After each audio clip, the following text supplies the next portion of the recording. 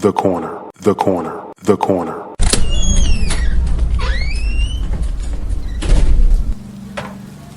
Hey, welcome. Come on into Cousin Ed's Corner.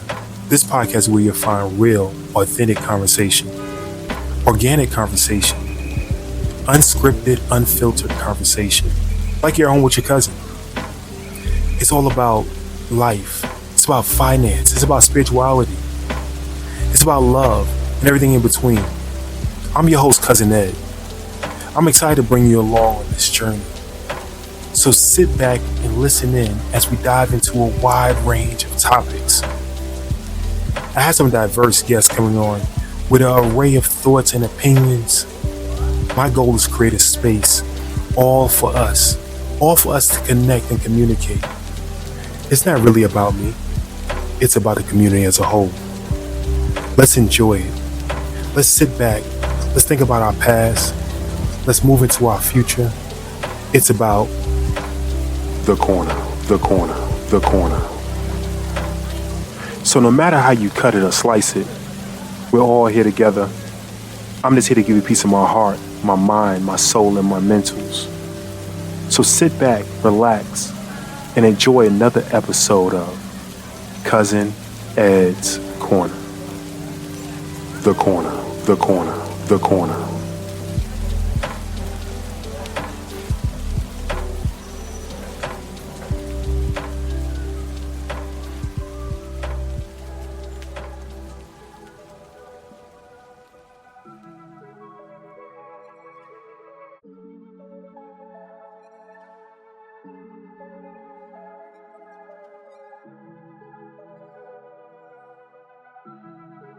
Yes, sir. Yes, ma'am. Yes, ma'am. Yes, sir. What's going on, fam? What's going on, fam? It's your boy, Cousin Ed.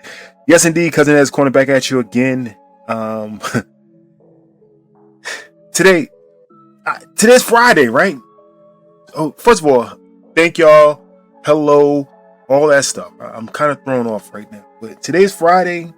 I'm going to date the show is June 19th, Juneteenth. And I sat down to do a thank God for everything. You know, Friday is thank God for everything. We don't thank God just for Friday. We thank God for Monday, Tuesday, Wednesday, Thursday, Friday, Saturday, Sunday. We thank God for every moment, every minute, every second, every hour, every day, every month, every year, every decade, every century. All those things that I normally say, I sat down and do that today. So we still honestly want to thank God. Still honestly want to thank. I always want to thank God. Thank God. Thank you. Thank you, Lord, for just this moment, Lord. Thank you for your peace, your mind, your peace of mind, Lord. Thank you for your presence, Lord. Thank you for just giving us another day. But this day, this moment that I'm in, right? I believe God is leading this moment, and I had to speak on what I just sat down and was thinking about and witnessed, right? With today being Juneteenth. And the reason we have a Juneteenth is crazy, right? It's insane if you think about we have a holiday to celebrate becoming free or learning the news that you were free. Like people still kept you captive, right? Until other people came and let you go. Like the doors unlocked. You don't know the doors unlocked until somebody said, "Hey, come through the door," right? You thought you were locked up all this time. It is insane to think about that, right? Insane. Crazy. Unreal. That we have a holiday to celebrate that, okay, we had to go and tell them that it was free. It's insane. And as I sit here, I wasn't even going to do a show about it, tell you. I wasn't even going to do a show on it. I was this thing about thanking God. But as I sat here and started sitting down and took a breather, and I was watching social media, and in my feed, I saw two videos that were disturbing to me that tied all the way back to just the injustice of our country, our people, right? The Karmelo Anthony story resonates with me because as being I'm not young anymore, younger, when I was a young black male in America, some of the things that I witnessed and some of the things I went through, I could only imagine for him. So I'm gonna tell y'all one story about my childhood that could have went totally wrong, right? And how I can see, partially how something could go wrong. And I'm gonna talk about my own son, my own daughter, and then what I saw in this video.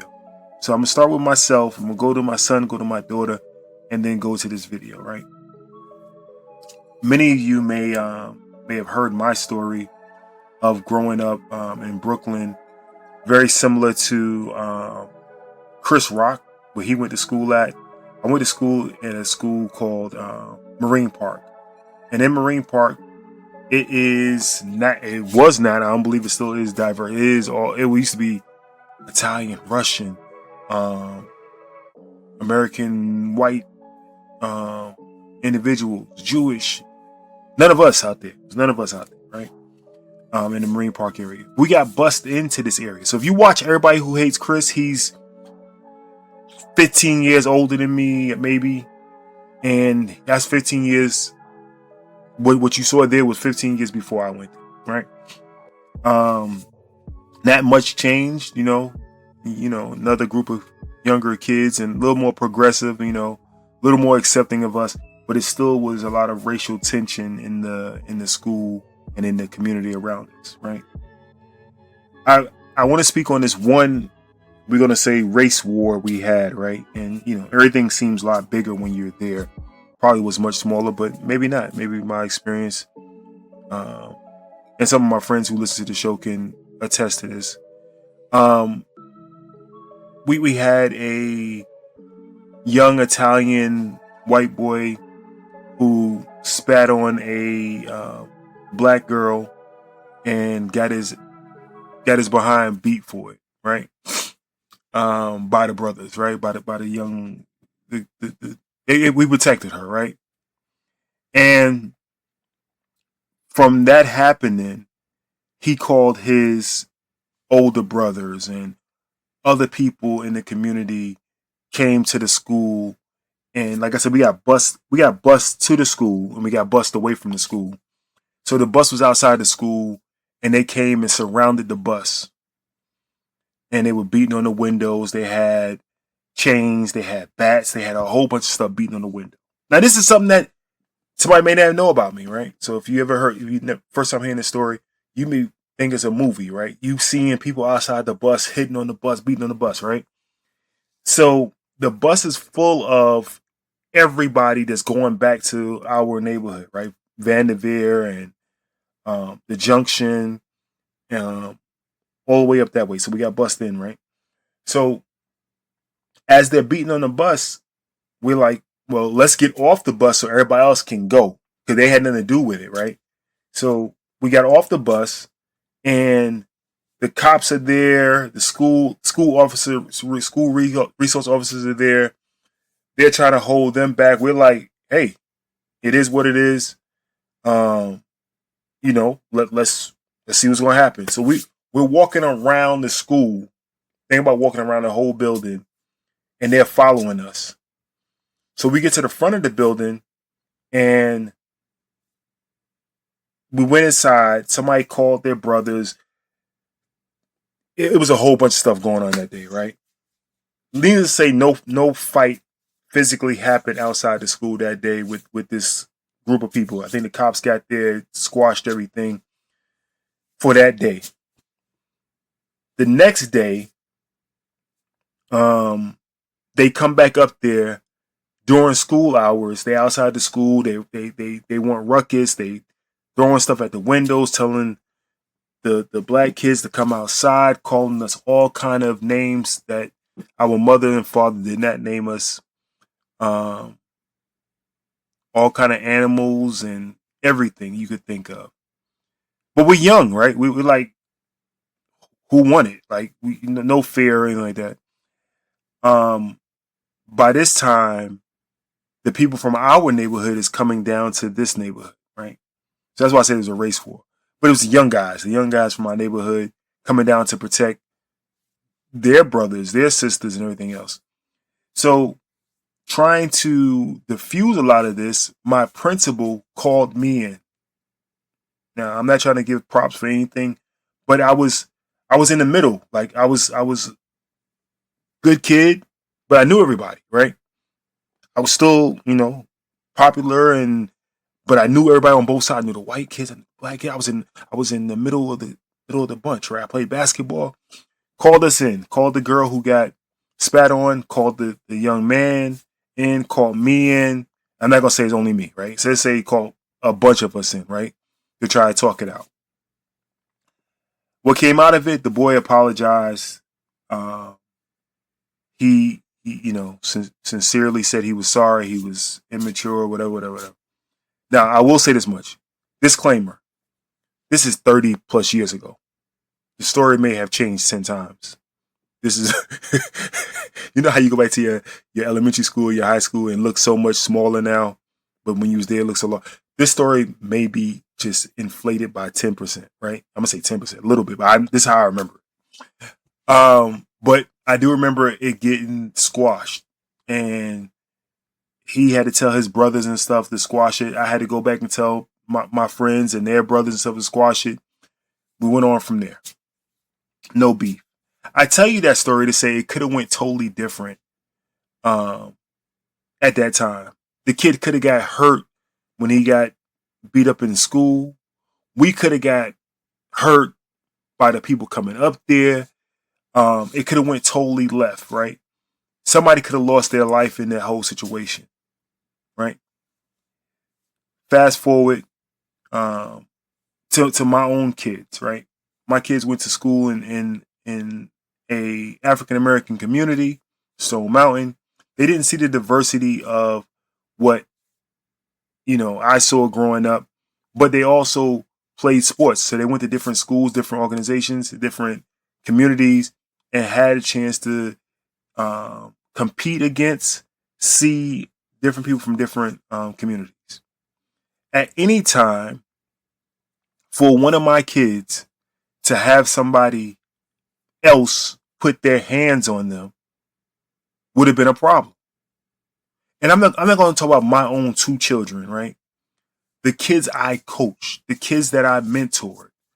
You try to teach them to you don't want to say turn the other cheek, but have a civil mind, right? Have a mind like what's going to happen next. But in the heat of the moment, it anything can happen. That's with anybody, any race, any age, anything, right? A 2-year-old can have a temper tantrum, right? And a grown person could have a temper tantrum, right? You do something to them, you see road rage incidents right now, no matter what race, right? But it seems that we in our community are holding a different standard, right? And I say that to say, if my own two kids had somebody put their hands on them, how would I feel? Would I be like, no, you should have just walked away. You should have found a counselor. You should have did this. When you're being assaulted by multiple people, right? Now that's don't let nobody put their hands on you. That's what you try to teach as well, right? No matter what, get their hands off of you, and we'll handle it after the fact. But don't let nobody put their hands on you, because you don't know what's going to happen. Because you may not come home. How about that? So that's what's taught. My looking at this case and knowing how it turned out. So not having a crystal 8-ball, you go into these cases hoping and praying that justice is just, right? That they see what happened, and you see other cases where people can defend themselves, right? And they get off, right? So you would hope and pray that this young man was defending himself, that justice will be fair. But not a young man in Texas named Karmelo Anthony, who is sitting under a tent, anybody who's been a part of sports, who's been a part of especially track and field and things like that, um, you know, you're at an event, you all see each other always. Like it's nothing. Like jumped in here right quick. It's raining. My bad. What's the problem? I'm sitting away from y'all. What's the problem? I'm not even causing any problems. Y'all come to me. So if you haven't already, let's say you don't know anything about this story. Let's say you know the story, but you haven't seen any videos, and you just hear about what happened. I don't see how a young man who has a number of other young men around him, surrounding him, at a school event, decides to defend himself. Excuse me. They say with a knife, but it was a tool used to tighten your cleats. Decide to defend yourself, and unfortunately, in defending yourself, someone loses their life. You wasn't the aggressor. You didn't go in. You didn't. They came to you, and unfortunately, they lose their life. I've seen stories where I'm in my car and somebody comes to the window and I feel threatened. I'm able to, take care of the threat. That's me taking care of the threat. I've seen stories where someone comes to your home, invade your home, and they're the aggressor. You're able to take care of the threat. This is at a schoolhouse, public place, publicly paid for facility, where I'm just sitting in the stands under a tent, and they come to me and trying to intimidate me. One, put their hands on me. Two, and I cannot defend myself. I try to get away, and I can't defend myself. It's multiple of them. I can't defend myself. I don't know if I'm making it home, but I can't defend myself. The justice system says I am guilty of murder. I didn't mean to. I just wanted to get him off me. I just wanted to get him away from me. I just wanted to get away and make sure I make it home. Many people don't understand this. Many people have not lived a life. Many people have not been in those moments where things have gotten out of control. Many people don't know what to be to try to be intimidated racially. Many people haven't had racial slurs thrown at them, called out of your name, to say how I should act when that happens. I'm truly passionate about this because I've been there.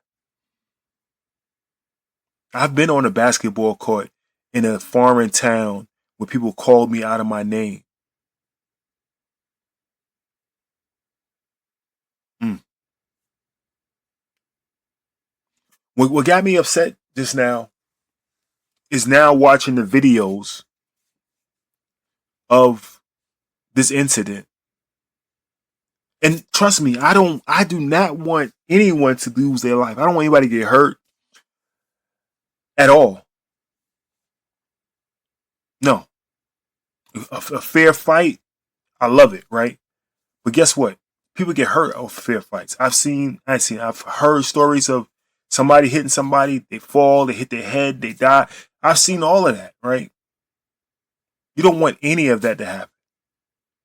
You don't want anybody to even be in a situation. Why are you bothering? Let me just sit here for let the rain go past. Why are you bothering me? You're telling me I can't walk home with my hoodie on and my Skittles? Why are you bothering me?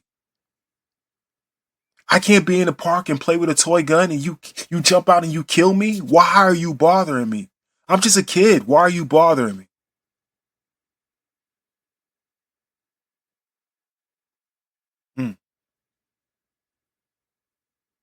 I didn't steal the water. I'm telling you, look at my bag. I didn't steal the water. I'm leaving the store. Leave me alone. Why are you running behind me? I'm trying to get away from you. Why are you running behind me?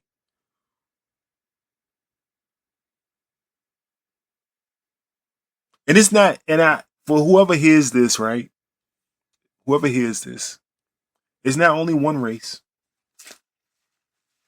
Any injustice to anybody is wrong. Any injustice to anybody is wrong. But I can only speak on my personal experience. Why are you following me around this store? Why are you even...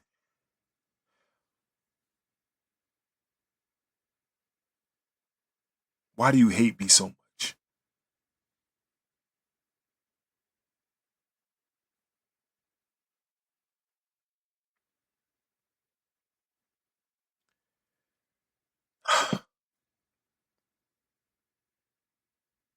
I think about my kids, not only my kids. I think about the kids I coach, the kids I love.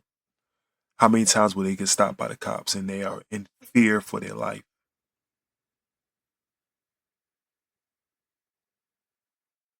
Why do I have to live in fear? Oh, you shouldn't be in fear. You should just listen. You should just oblige what they saying and everything will be all right. No, you don't understand.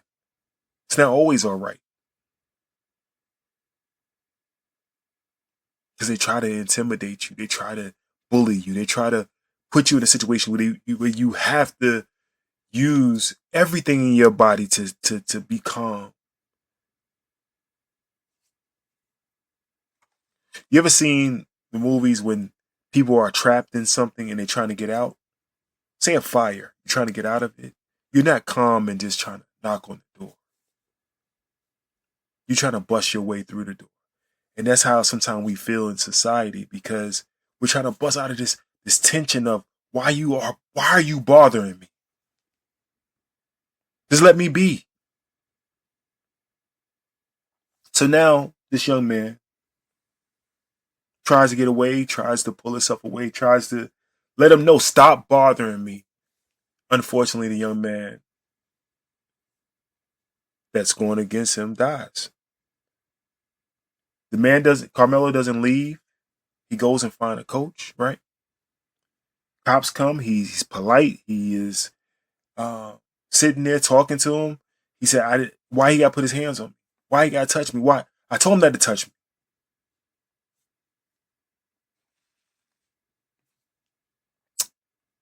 You would think that in the justice system, that'd be self-defense, right? You would think that in the justice system, let's just back it up. Let's just say it was manslaughter. Let's just say it was manslaughter.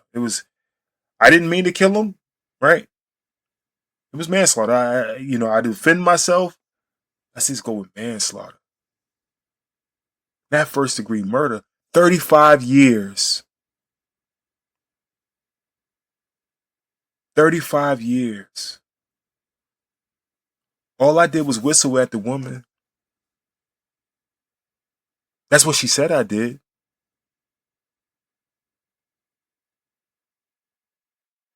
Some of y'all get that.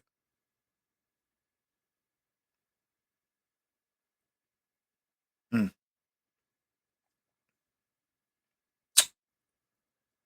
I asked you to go out and find a video. I'll try to post the one I just saw. Saw two of them. I'll try to post it. One is when he's in the tent, and one is after when the police came. I'll try to post both of them. They may not be up by the time you get to them. It's on Instagram. It may not be up, but you can go find it somewhere. I just want to understand. In the great debate, what should I do when I'm trapped by a fire? When I feel suffocated?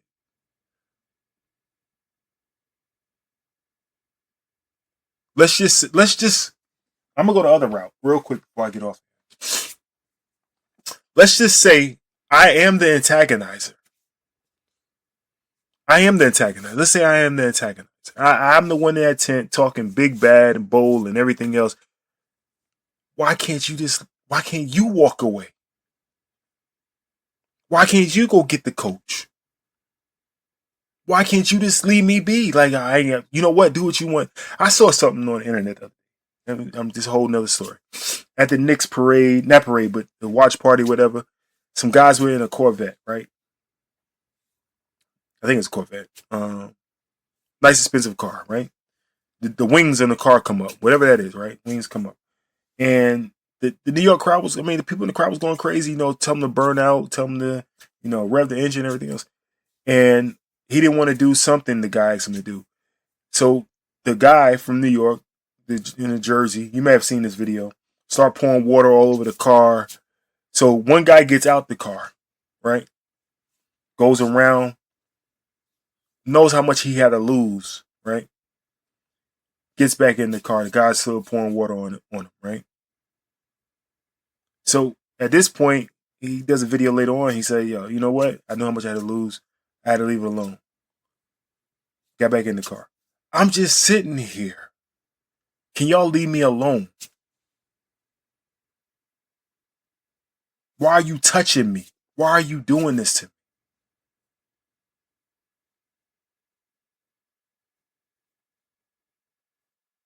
me?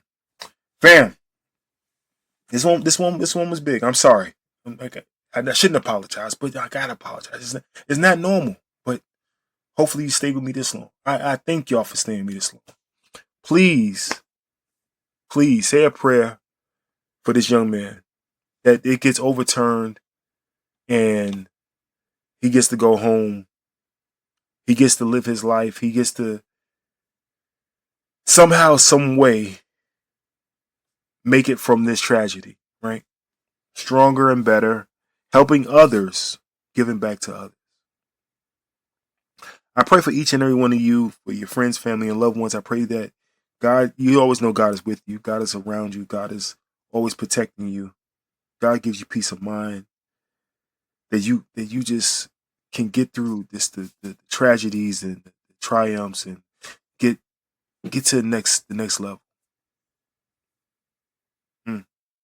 God is above you, protecting you like an umbrella from any hurt, harm, or danger. Just keep praying, God. God, keep watching over us, Lord. Watch over our community. Watch over our kids, Lord.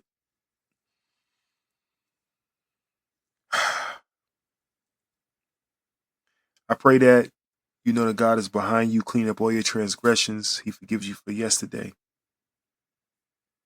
Don't worry about yesterday, my daughter. Don't worry about yesterday, my son. I forgive you, my child. But you know God is in front of you, guiding your path. Things you don't know that's in front of you, these obstacles.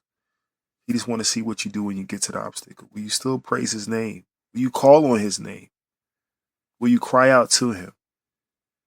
Or will you give up? God is beneath us. He's our foundation. He's our rock. In our hardest times, our lowest times, he's what we stand on. Stand on his word, stand on his belief. God, I don't know how I'm going to get through this. God, I don't know. I shouldn't even be here right now, God. Please, Lord. I'm here for a reason. Like David. God, please. Like Goliath is in front of me, Lord. Please. I don't know how I'm going to do this, Lord. 35. God, please fight these demons, Lord. Please fight this giant in front of me, Lord. Sometimes I get weary. I gotta get down on my face. And I cry out because I don't know what else to do. I thought I did the right thing. I thought I was doing the right thing. I thought I was just trying to defend myself, Lord. But maybe this is for a reason, to show the world the injustice that is out here, Lord. Maybe I'm just that beacon that's to take the sacrifice. One day in your glory, Lord, they'll see how unjust it is. That people have to come tell me that I'm free, that I'm equal. Yes, Lord. But I'm here. I'm standing, Lord. I just need you right now. I'm ready to go out there and fight Goliath tomorrow, Lord. But right now, I need you, Lord. I need your strength, Lord. I need your encouragement, Lord. I need your power, Lord. I can't do it without you. Every night while Mr. Anthony, young man Karmelo Anthony, sits in that cell, protect him, Lord. Watch over him, Lord. Give him peace, Lord, to know that you are there, Lord. He's not alone, Lord. Encamp your angels around him, Lord. No matter what they're there for, Lord, make sure they're watching over him, Lord. Give him protection, Lord, from the evils that are there, Lord. Please continue to watch him, Lord. One day we will know the reason behind this, Lord, but everything is done in your timing, Lord. In your will, Lord. May your will be done, Lord. I pray for that family who lost their son. I pray for the brother who lost his twin brother. I'm pretty sure no one wants this, Lord. So I pray for them, Lord. I pray for the evil ones, Lord, that you change their heart, Lord, or you capture their heart, Lord, because someone else has it right now. I pray for the misguided, Lord, because someone is directing them in the wrong way, Lord. I pray love and peace over their hearts, Lord, that they see they're wrong. And even that, listen, this is not about race, because there's many of us out here that I pray for our hearts, Lord. May you see our wrongs. It's about everybody. Can we just be human? Can we just be of Christ? Can we just love one another, Lord? In the mighty Jesus' name we pray. Family, I love y'all. I love y'all. Hey, look. This I didn't sit down tonight to do this, but it had to come out. It had to come out. It had to come out. Please share this with your friends, family, and loved ones. Please be sure, listen, this is my plea to y'all. Please be sure to go out and subscribe on Substack. I'm trying to get this moving, trying to keep this going. And sometimes I need a battery in my back. So do what you can. Subscribe on Substack. I love y'all. Have a great weekend. Go touch somebody. Pray for somebody. Talk to somebody. And I want to say this. I pray that the calmness and peace come over you in times of turmoil. I know for sure, and it's not to be funny, but I know for sure that Brooklyn and me come out a lot. So I pray for the calmness and peace to come over many of us, but always stay protected. Always stay protected. All right. I'm out of here. Peace.